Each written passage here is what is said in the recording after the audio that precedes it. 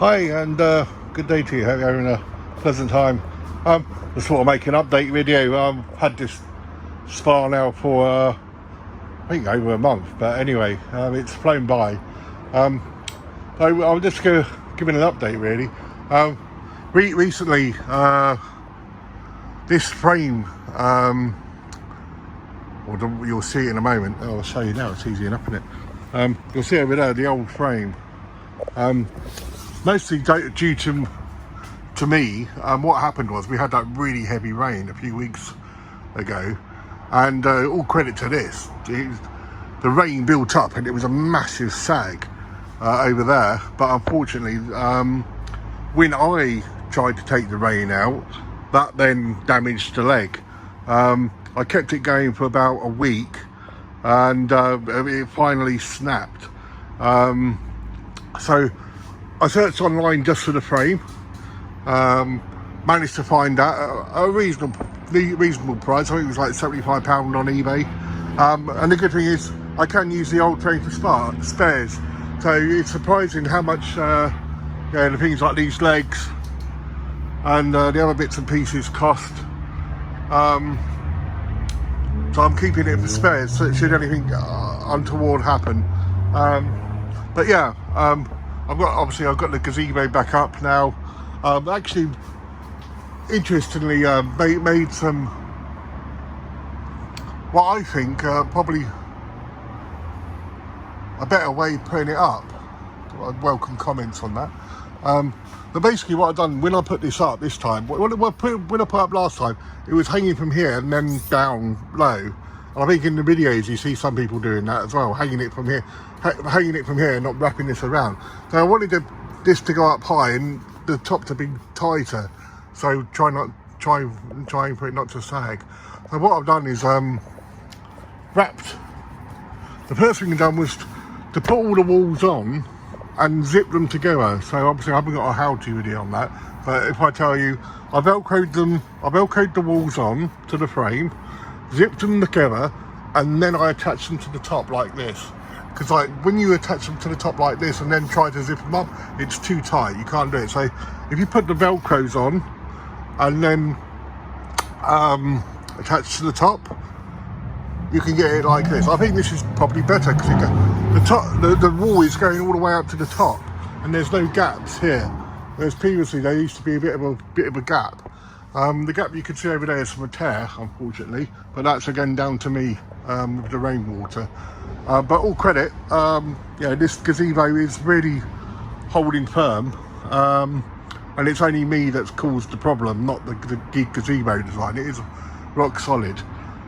So yeah, plus one for the gazebo. The spa itself, I've been topping it up. I haven't had to completely change the water. I've been changing the filters. I have seen people like recycle their filters, but I bought a whole load, quite reasonably priced. I think for me, I feel more comfortable making sure that I change the filter over and the water's okay.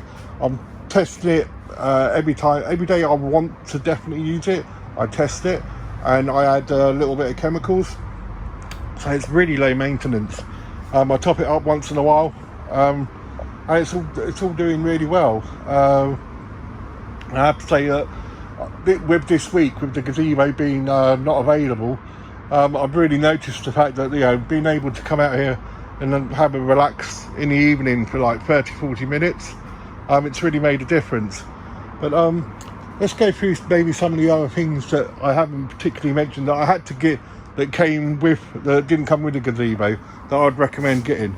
So on here I've got a nice waterproof, a splash-proof clock. I'd recommend getting something like this. This is off Amazon. It's got a nice big display, so you know how long you're in here for and the temperature of the air. So some people, or you may be perfectly fine with spending as long as you want in here, but I think with the heat and the bubbles on, I think 10, 20, 30 minutes is long enough. You don't, it's okay to have a soak, but I think some people would recommend amount of time that you want to be in here for at one time. So maybe having 10-15 minutes in and then coming back out and then coming back in, something you could do. But like, I've definitely put a clock on there just to keep an eye on the time. So it's not an eye shot, but when I want to check the time and I'm wet, it's there and I can see the time. So adding that clock. I got a waterproof box to put the power sockets in. So there are 2 sockets for this spa. There's one for the LED lights and one for the main power. I got that box, that's completely waterproof. It's rated to be waterproof, and that makes sure that the plugs are safe in that box. You see, it's got a nice distribution ports on the bottom, which are one way in terms of like the ingress. I think you'd have to like pump water in to get water through those ports. It's a really good box. Meant for keeping things electrically safe with water, and you can see my massive earth one in there as well, just to keep it grounded. But that's it. So I got these mats. They look a little bit grotty. I probably need to give them a bit of a mop later on. These mats are really good. When you come out here, we come out with flip-flops on, and it's just nice to not to have to walk on the grass. So yeah, that's a positive. And this little tray and this wood thing, so we put our feet in the soap tray, get on the wood, then get in the spa. Makes a nice difference. You're making sure your feet are clean, and I change that water regularly as well. Just fill it up with a hose, don't put any chlorine in it, but just something to rinse your feet off before getting in the spa. And I've got these other little bits and pieces like an inflatable headrest and the drinks container. These are really good. Need to give it a clean off, but yeah, I mean, you are supposed to have a glass of water or something when you're in the spa. It's amazing how much what do you call it, how much you water you lose because you're heating yourself basically. Good to have a glass of water. You can have a beer or something as well if you really want to, but good container. And I put my little speaker, Bluetooth speaker on here, so I can listen to some music.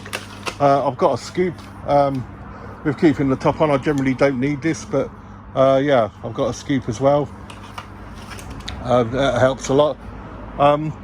This one came recommended, but I obviously don't use this very much. I like topping up the chemicals and making a solution and then put it in. Works well. Yeah.